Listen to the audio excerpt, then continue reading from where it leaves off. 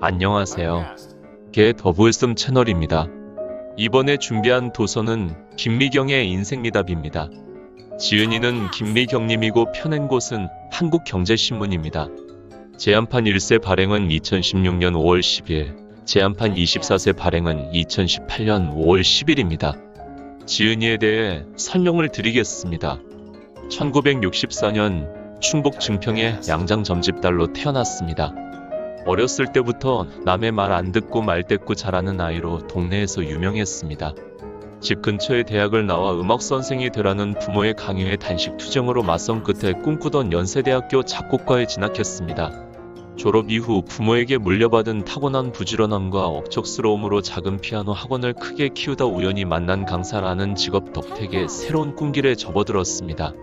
음대 나온 여자가 무슨 강의냐라는 세간의 편견을 깨기 위해 매일 밤을 새며 공부하고 강의에 쓸 에피소드를 얻기 위해 발로 뛰며 사람들을 만났습니다. 그렇게 매일 20여 년간 조금씩 자신의 꿈을 키워나간 덕에 지금은 수많은 이들의 꿈 스승 노릇을 하며 살아가고 있습니다.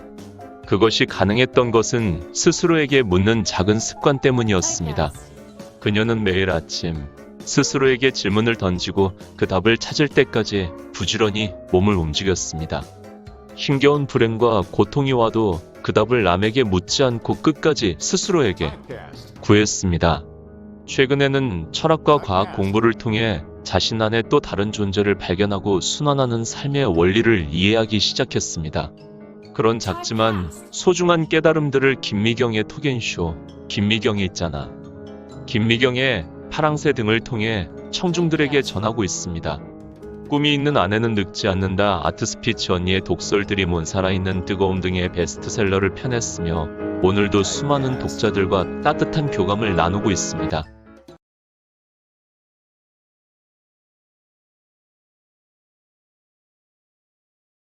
있잖아요. 살다 보면 굉장히 외롭고 쓸쓸해지고 또 비참해지고 이럴 때가 있죠. 제 경우는 상대에게 많은 기대를 했을 때 그런 느낌이 오더라고요. 아이에게 기대를 했는데 내 기대만큼 커주질 못하는 애들, 또 남편에게 많은 기대를 하고 그야말로 기대고 살았는데 어떤 보상도 오지 않았을 때 탈감들, 이런 것 때문에 속상할 때가 되게 많았어요. 그럴 때마다, 사는 게 힘들 때마다, 주변이 풀리지 않을 때마다 제 가슴에 비석처럼 마음에 새긴 글이 하나 있답니다. 혼자서 중얼중얼했던 말이 있어요. 이 세상에서 가장 쓸만한 건 바로 나야. 다른 사람이 아니라고. 이 세상에서 가장 쓸만한 건 애들도 남편도 아니라고. 그들은 그들의 쓸만함을 스스로 증명해야 하고 나는 나의 쓸만함을 내 스스로 증명해야 해. 과연 나는 쓸만한 나를 쓸만하게 만들면서 살고 있나? 아니면 쓸만한 나를 제대로 써보지도 않고 남을 써보려고 하면서 나의 모든 것을 채우라고 요구만 하며 살고 있는 건 아닌가? 라는 반성을 많이 했죠. 이 세상에서 가장 쓸만한 건 나야 라고 생각했을 때 가끔 외롭고 고독하고 이걸 다 내가 해야 한다고? 그런 생각이 들 때도 있어요. 그렇지만 쓸만한 나를 만들어 나가면서 계속 노력하다 보면 정말로 내가 쓸모 있는 사람, 정말 괜찮은 사람이 되어 있더라고요. 만약 요즘 살다가 갑자기 주변이 나에게 도움이 너무 안 되는 것 같아서 내 기대만큼 움직여주지 않는 사람에 대해서 잘 풀리지 않는 인생에 대해서 원망하고 속이 상해서 쓸만한 나를 잠시 잃었던 적은 없나요? 내가 해체되는 느낌을 가져본 적이 있으세요? 해체되지 마시고 다시 나 자신을 모아보세요. 그 잃었던 나 자신, 해체된 나 자신을 모을 때 쓰는 최후의 주문 하나를 알려드릴게요. 아침마다 일어나서 혼자서 내 가슴에 얘기해보는 거예요. 나야, 나. 이 세상에서 가장 쓸만한 사람은 바로 나야.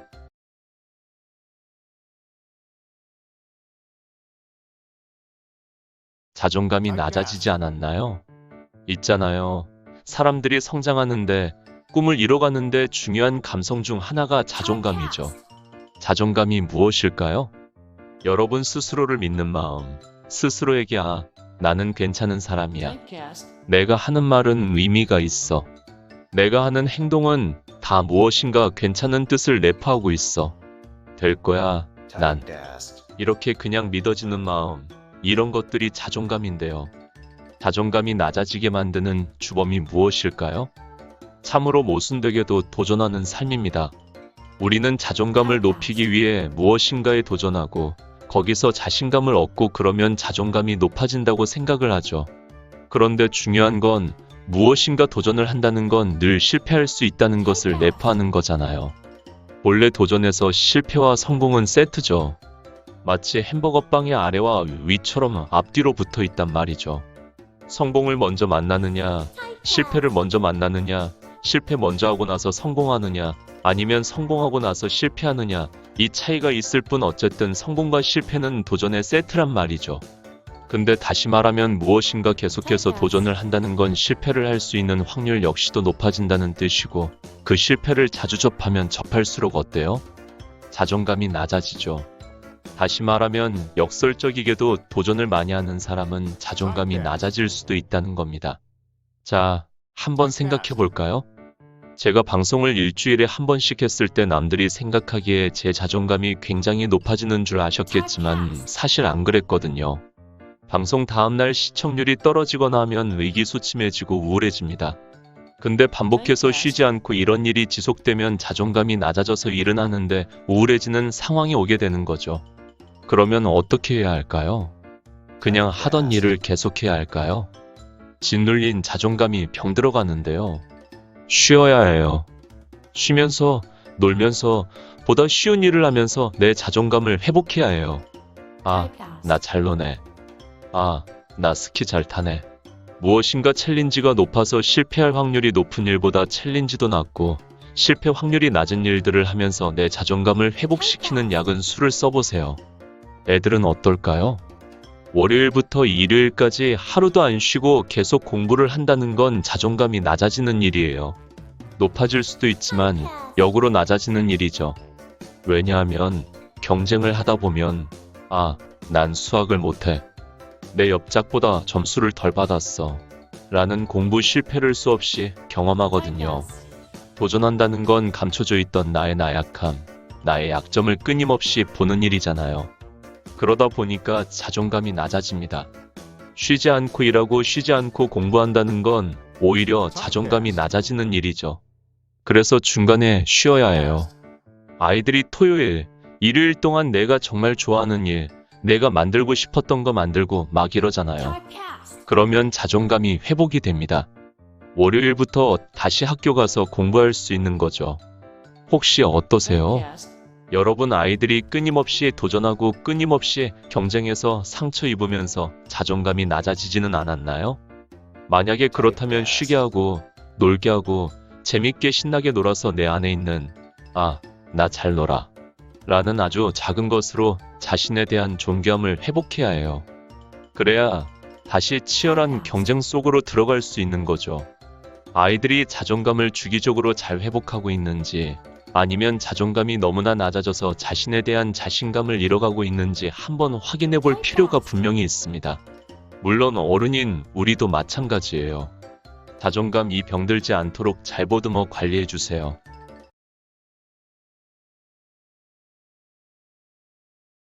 나만의 로망을 이루는 법 있잖아요.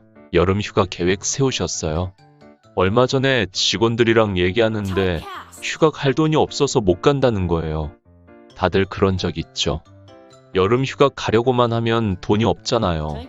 그런데 또 이상하게 남들은 쉽게 가는 것 같지 않아요? 실제로 그래요. 불경기라고 했는데 공항 나가보면 다 해외로 휴가 간다고 북적북적 하잖아요. 그때 우리가 뭐라고 얘기합니까? 저 사람들 남편 잘 만나서 부모 잘 만나서 저렇게 휴가 간다고 팔자도 좋다고 그러죠. 우리 직원들도 그러더라고요. 그래서 제가 얘기했어요. 지금부터 한 달에 10만 원씩 모아.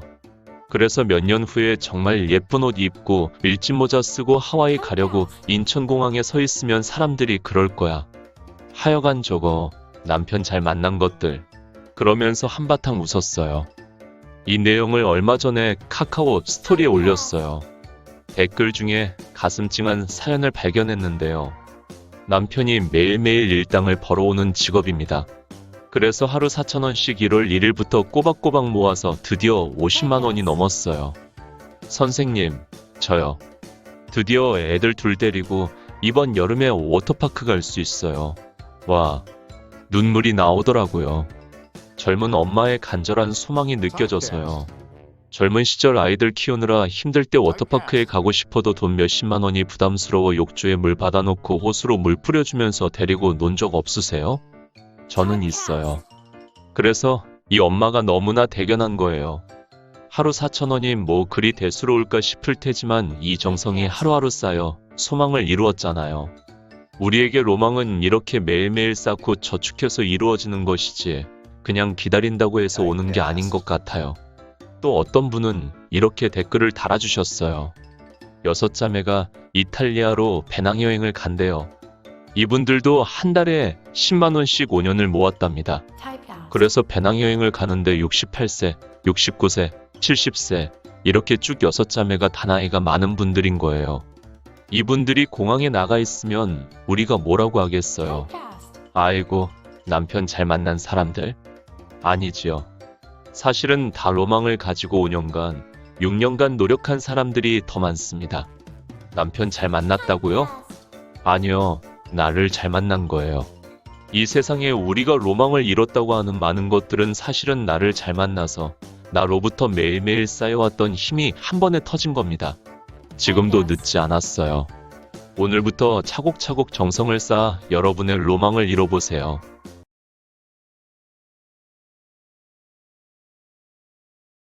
힘들 때일수록 내가 가진 희망 하나 있잖아요.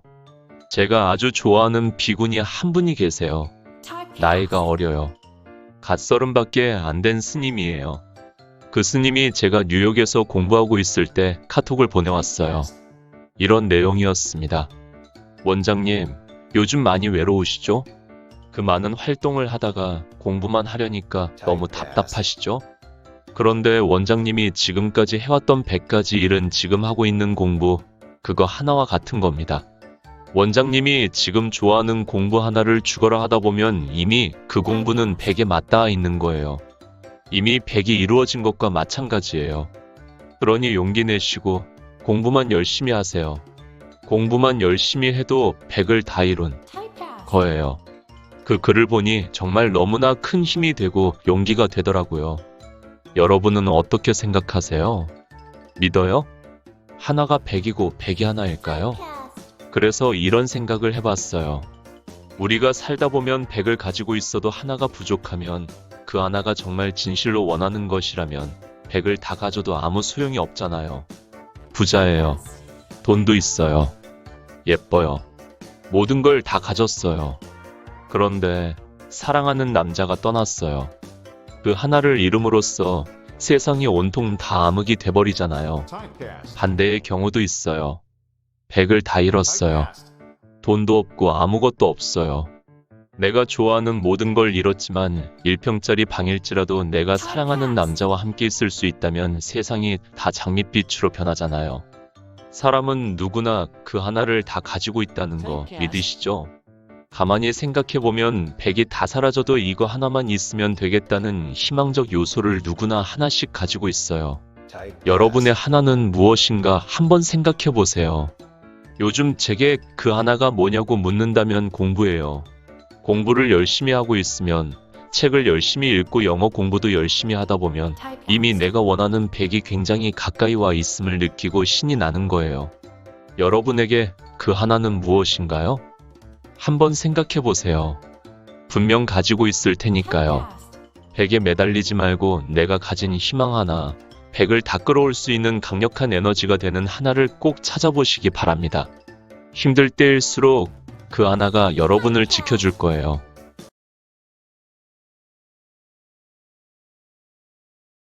실패가 최고의 스승이다.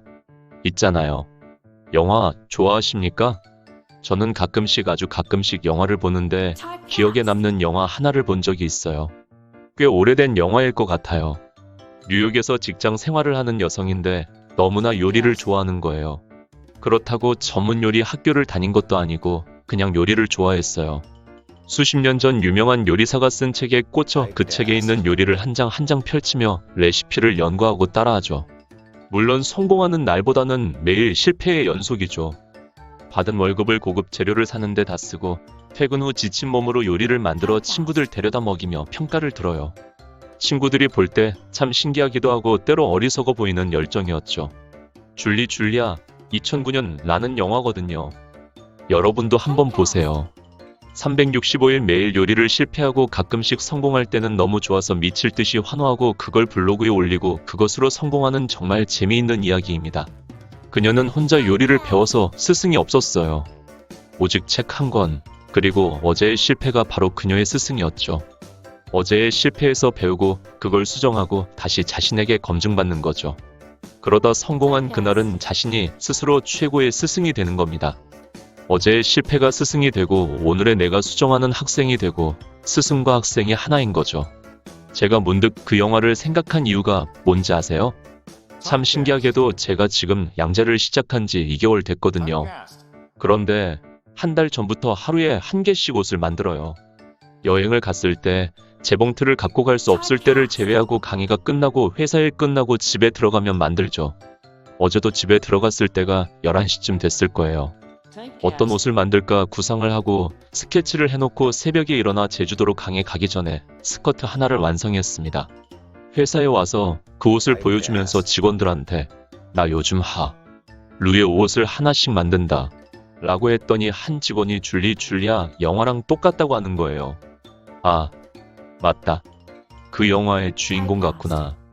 어디서 배운 것도 아니지만 그저 좋아서 매일 실패하고 매일 실패해서 배우고 그러다 옷이 잘 나오면 자뻑하고 그러다 제가 좋아하는 샤넬 출신 유명 디자이너의 글을 보게 됐는데 그도 같은 말을 했더라고요. 내 가장 위대한 스승은 어제의 실패였다. 거기서 나는 디자인의 모든 것을 배웠다. 라고요. 가만히 주위를 살펴보세요. 성공한 많은 사람들의 공통적인 스승이 누군지 아세요? 바로 실패랍니다. 여러분도 두려워하지 말고 자주 만나보세요.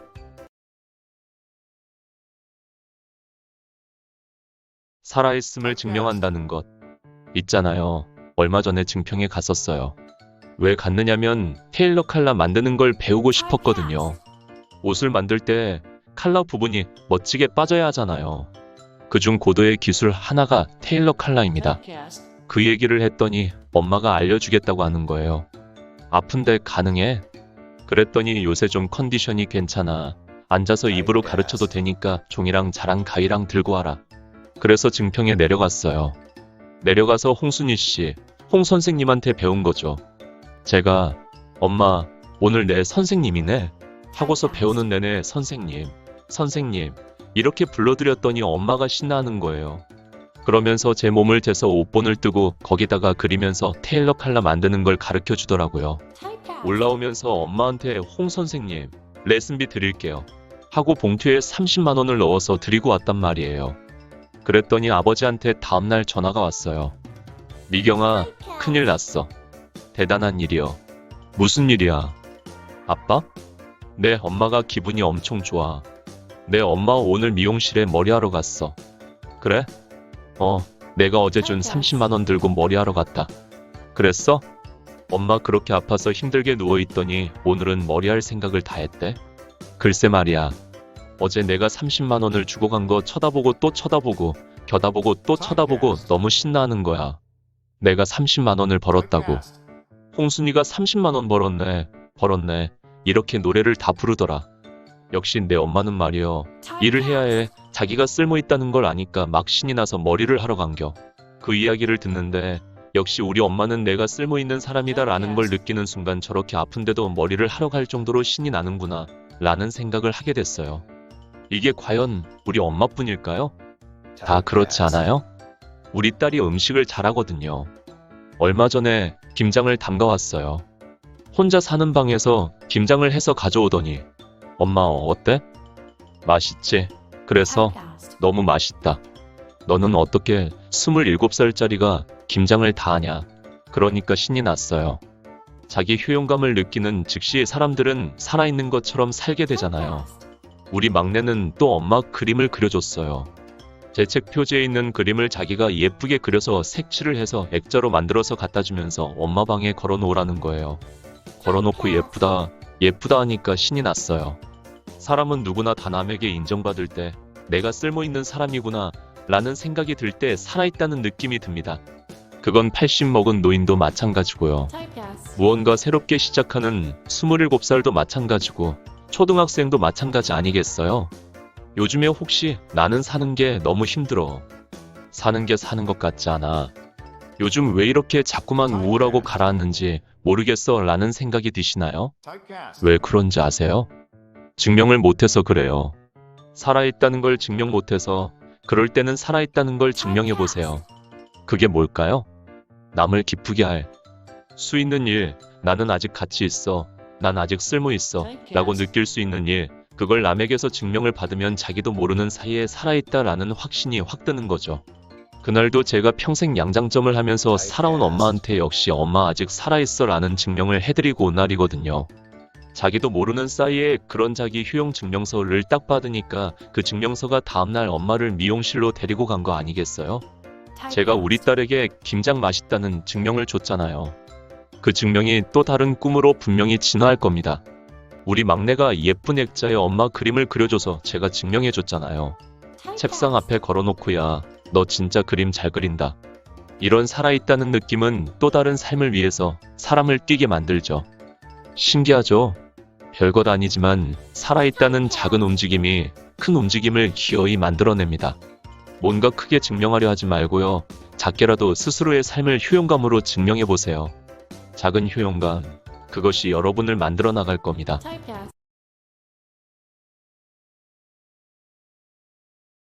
꿈은 인쇄소에서 탄생한다. 있잖아요. 신나는 일이 생겼습니다. 정말 24년 동안 저는 한 가지 명함을 가지고 살았어요. 강사 김미경, 그러다 어느 순간 나도 모르게 책을 쓰면서 저자 김미경, 또 방송인 김미경, 사실 이 세 가지는 같은 범주 안에 있는 거잖아요. 그러다가 제가 이번에 정말 상상할 수 없는 명함을 갖게 됐어요. 그게 바로 뭐냐면 디자이너 김미경, 비영리 패션 브랜드 리리킴의 수석 디자이너 김미경. 물론 제가 써놓은 거죠. 결국 그렇게 될 거니까요. 50년간 양장점을 하면서 딸들을 키워낸 울 엄마 양장점이 리리 양장점이었어요. 그 이름과 뜻을 따라 리리킴이라고 브랜드 이름을 지었답니다. 제가 이번에 디자인하고 만들고 팔고 하는 모든 과정은 사실 저의 영리를 위해서, 돈을 벌기 위해서 하는 일은 아닙니다. 이 돈을 쓸 곳이 생겼거든요. 제가 굉장히 애틋하게 생각하는 미혼 부모들과 그 아이들의 꿈을 지원하기 위한 기금을 마련하려고 디자인을 하고 이번에 옷을 팔게 됐죠. 제가 강의에 가서도 얘기를 했어요. 내가 디자이너라는 명함을 갖게 됐다.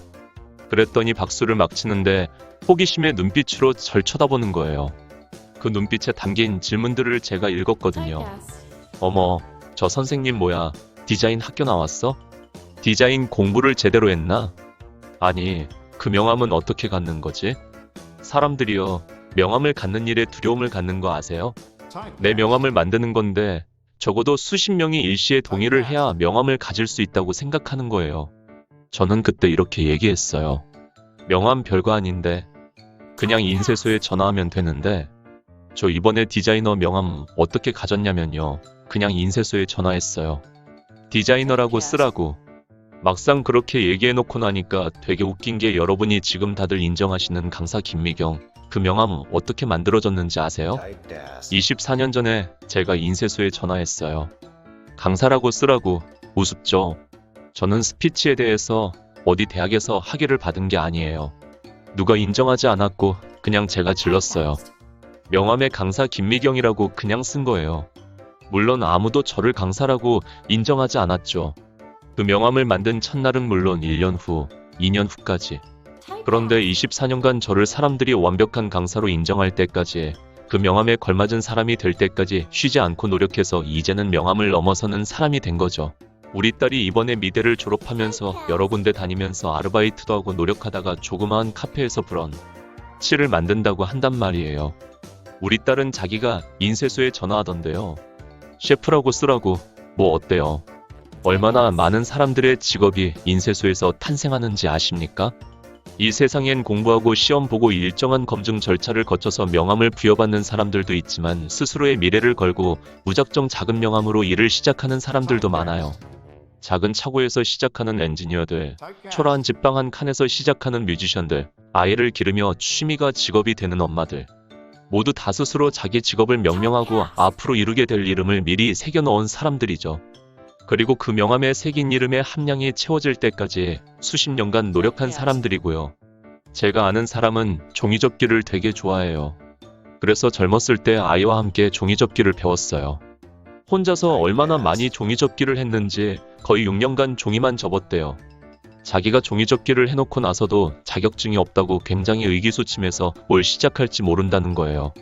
근데 제 강의를 듣고 그분이 인쇄소에 전화했대요. 종이접기 전문가라고 쓰라고. 그리고 전문가다운 노력을 10년, 20년 해서 그 직업으로 인정을 받은 거죠. 사실 명함이 탄생하는 과정은 쉬울 수 있어요. 오히려 명함에 걸맞은 사람이 되는 건 오랜 노력이 필요한 거죠. 그런데 사람들은 자기에게 어떤 이름을 붙여주는 것에 대해 두려워합니다. 모든 사람들이 인정해야 하니까 아무것도 시도하지 못하거든요. 얼마 전에 제가 강의를 가서 자기가 지금까지 해온 것 중 가장 잘하는 것 하나로 바로 내일 인쇄소에 전화 걸어서 명함 하나 파주세요 라고 말한다면 뭐라고 쓰겠느냐 물었더니 사람들이 재미있는 이야기를 많이 하는 거예요. 어떤 사람은 시댁 고민 전문가, 이것도 정말 괜찮지 않아요? 남의 시댁 얘기 20년 듣다 보면 해결사가 충분히 될 수 있잖아요. 어떤 사람은 자기가 장어탕 끓이는 걸 좋아한대요.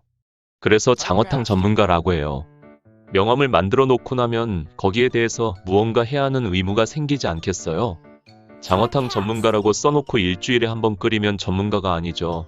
하루에 5번쯤 끓여서 모든 실패를 경험해야 진짜 장어탕 전문가가 되지 않겠어요? 혹시 내일 인쇄소에 전화한다 생각하고 오늘 내가 가지고 있는 것 중 그래도 가장 가능성 있는 것. 명함에 딱 새겨놓고 내가 죽어라 5년, 10년 하다 보면 무엇인가 진짜 될 것 같은 거 정말 없으세요? 여러분의 꿈을 이루어주고 여러분에게 꿈의 의무를 부여할 그런 작은 단서를 한번 적어보세요. 그리고 인쇄소에 바로 전화해보면 어떨까요? 제 앞에 지금 리리킴 수석 디자이너 명함이 놓여 있어요. 물론 작고 초라하죠. 마치 내 24년 전 강사 김미경의 명함처럼요. 그래도 이제 시작이에요. 이 명함과 함께 매일매일 성장할 겁니다.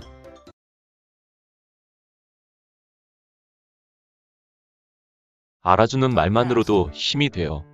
있잖아요. 한 해 동안 다들 열심히 사셨죠. 연말이 되면 바쁜 일이 더 많은 것 같아요. 저는 요즘 토크쇼를 하느라고 전국 순회를 하고 있거든요. 많이 바빠요. 그래서 저녁에 늦게 들어오는 일이 더 많아진 것 같아요. 특히 지방 공연 끝나고 서울에 올라오면 보통 새벽 1시, 2시 이렇게 되거든요. 얼마 전에는 우리 딸한테 문자가 온 거예요. 엄마, 서울 왔어? 그래, 이제 다 왔다. 지금 어디쯤이야? 한남대교 건너고 있어.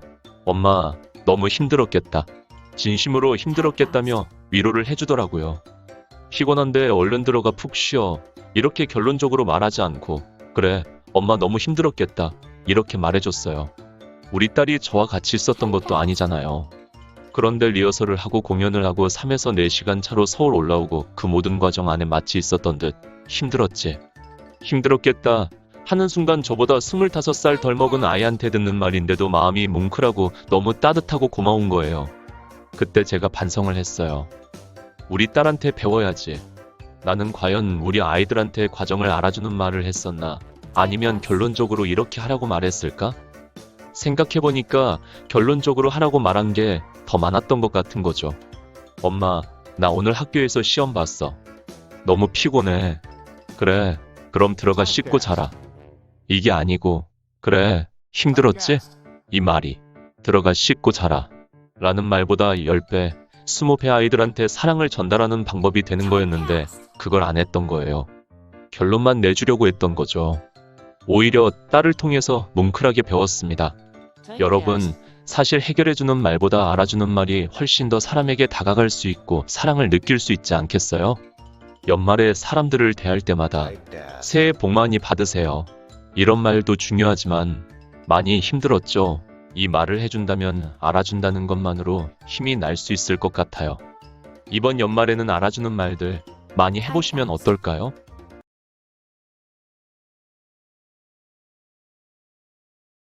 인간관계의 어려움 있잖아요. 사람 관계. 이게 쉬운 게 아니죠. 정말 인류가 살아있는 내내 인간관계, 커뮤니케이션은 최대 관심이 아닐까 싶어요. 지금도 역시 각 기업에서 또 개인 간에 가장 중요하게 생각하고 연구하고 싶은 주제가 소통이라는 거잖아요. 그런데 저는 사실 나와의 소통에서 이미 타인과의 소통 문제를 거의 반 이상 해결하는 게 아닐까 싶어요. 특히 나이가 들수록 이런 생각을 더 많이 하게 되는 것 같습니다.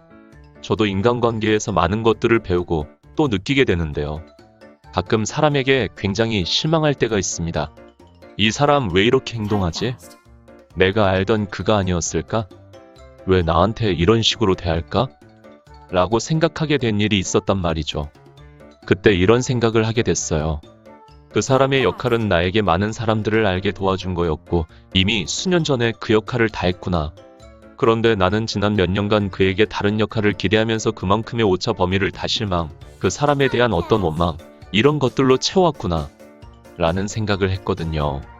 어떤 사람이 인연이 돼서 내게 왔을 때는 그가 충분히 순수하게 할 수 있는 역할이 어느 정도 정해져 있다는 생각이 들어요. 어떤 사람은 금전적으로, 어떤 사람은 위로로, 어떤 사람은 즐거움으로 한정된 그 각자의 역할을 내게 해주죠. 그 이외에 다른 모든 역할을 해줄 순 없어요. 그 역할을 다 하면 나머지는 다 저에게 어떤 실망이나 오차로 작용할 수 있거든요. 우리는 인간관계가 지속되는 내내 그가 나에게 어떤 역할을 해주길, 내가 기대하는 역할을 해주길 원하죠. 근데 사실 그는 이미 수년 전에 그 역할을 끝냈을지도 모르겠어요. 나에게 무엇인가 새로운 깨달음을 준 역할 하나, 또는 나에게 새로운 세상을 열게 해준 역할 하나, 아니면 나에게 새로운 사람들을 알게 해준 역할 하나, 그 다음에는 그가 내가 원하는 역할을 못한다고 해서 나쁜 사람이 아닌 거죠. 나한테 요새 왜 이러세요? 만나서 따질 게 아니라 가만히 앉아서 생각해본다면 그의 역할은 이미 3년 전에 내 인생에서 다 한 거야. 거기까지였던 거라고 생각한다면 그를 내 인생에 남길 수 있잖아요. 그리고 그 많은 오차 때문에 아파하지 않아도 되잖아요. 만나서 얘기 좀 하실래요? 이럴 일이 없는 거죠. 저는 그런 식의 해석을 자꾸만 해보려고 합니다. 무슨 일이 있을 때마다 그와 얘기할 걸 나 자신과 먼저 얘기하면 반 이상 정리된다. 정리된 후엔 얘기할 것이 얼마 남지 않는다. 이 계산법을 가지고 사람을 대하면 만나서 따질 얘기가 많지 않더라고요. 한번 여러분도 적용해 보시죠. 과연 나에게 온 그의 역할은 어디까지였을까? 이미 다 한 건 아닐까? 말이죠.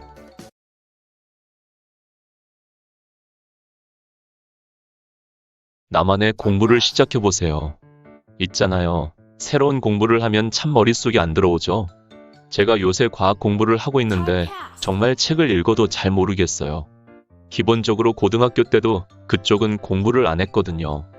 저는 문과였으니까. 그래도 왜 그렇게 이과 공부를 싫어했나 모르겠어요. 물리, 수학, 이런 공부 정말 싫어했거든요. 특히 수학 공부 정말 싫어했는데 내가 왜 그렇게 수학을 싫어했을까 생각을 해봤더니 선천적으로 못했던 건 아니었어요. 다만 저는 그쪽 공부를 이해하는데 시간이 많이 걸리는 사람인 거예요. 근데 문과 쪽 공부는 아마 평균보다 빨리 이해했던 것 같아요. 글을 읽거나 시를 읽을 때 뜻을 이해하고 토론하는 건 머리가 잘 돌아갔거든요. 반면에 수학이나 물리학 같은 건 이해하는데 다른 사람보다 훨씬 더 시간이 걸렸어요. 그런데 요즘 공부를 해보니까 오랫동안 책을 읽고 애를 쓰다 보면 결국은 이해를 하더라는 거죠. 물론 시간은 오래 걸리지만요. 근데 고등학교 때 그 공부를 포기한 이유는 내가 이해하기 전에 너무 빨리 이해하라고 재촉하거나 아니면 이해해야 하는 시한을 정해놓았기 때문인 것 같아요. 예를 들어 이번 시간에 배운 거는 다음 시간까지 이해해야 하고 중간고사 때까지는 완벽히 익혀서 시험 본다. 그러고 시험을 본 거 아니에요? 어떻게 됐을까요? 당연히 난 이해를 못했으니까 시험 점수가 잘 나올 리가 없고 그렇게 시험에 몇 번 실패하고 야단 맞고 이러다 보니까 이건 나랑 맞지 않는가 보다 하고 포기했던 거죠. 그게 학교 다닐 때 공부였던 것 같아요. 이해할 수 있는 시한은 사람마다 다 다른데 그런 시한을 기다려주지 않는 것, 이게 학교 공부 아닐까요? 그럼 학교 밖 공부는 어떨까요? 요즘에 제가 물리학, 수학 공부 왜 재밌게 하는 줄 아세요? 아무도 시험 안 봐요. 아무도 평가 안 해요. 그리고 언제까지 이해하지 못하면 너 바보라고 얘기하지 않아요. 그러니까 편하더라고요. 이해될 때까지 읽고 물어보고 시험은 나 스스로 완벽히 이해했을 때 이미 100점 맞은 거 아니겠어요? 혹시 학교 다닐 때 공부에 굉장히 짓눌리셨던 분들, 스트레스 많이 받으셨던 분들, 그리고 좌절하셨던 분들은요, 나이 들고 뭐가 됐건 다시 시작해보세요. 시험 보지 않는 공부, 기한을 정해놓지 않고 스트레스 받지 않는 공부를 하게 되면 내가 다 이해할 수 있었던 사람이었구나를 알 수 있어요. 그래서 나이 들어하는 공부가 참 즐거운 것 같습니다. 겁내지 마세요. 저 어릴 때 공부 못했어요. 라고 말하지 마세요. 우리가 했던 건 암기였거든요. 공부가 아니었다고요. 다 외울 때까지 하는 게 암기라면 깨달을 때까지 하는 게 공부예요. 이제 제대로 된 공부를 한 번은 해봐야 하지 않겠어요? 깨달음을 향한 나를 위한 공부, 자신을 사랑하는 방법 중 최고의 것이 아닌가 싶거든요. 여러분도 나만의 진짜 공부를 시작해보세요.